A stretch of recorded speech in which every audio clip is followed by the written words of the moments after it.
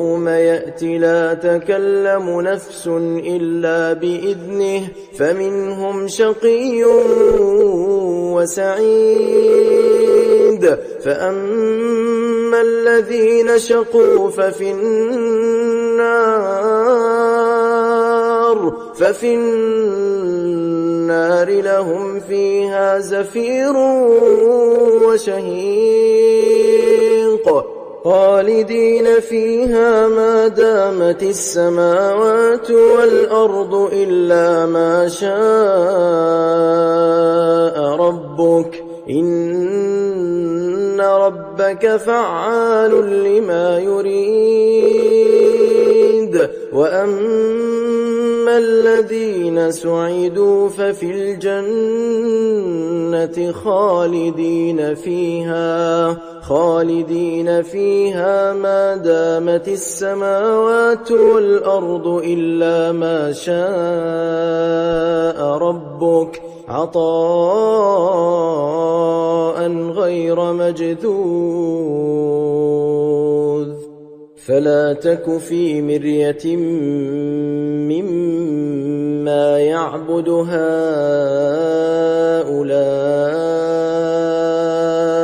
ما يعبدون إلا كما يعبد آباؤهم من قبل وإنا لموفوهم نصيبهم غير منقوص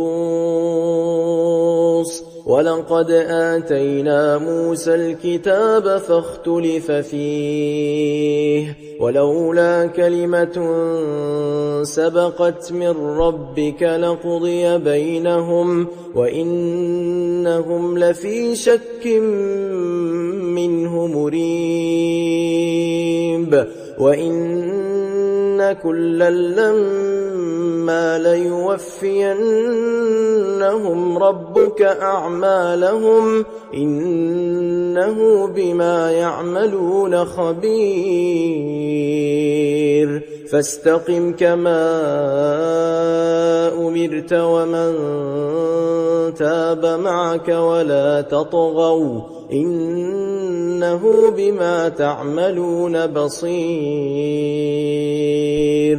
ولا تركنوا إلى الذين ظلموا فتمسكم النار وما لكم من دون الله من أولياء ثم لا تنصرون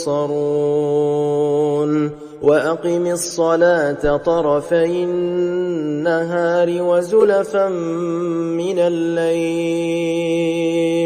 إن الحسنات يذهبن السيئات ذلك ذكرى للذاكرين واصبر فإن الله لا يضيع أجر المحسنين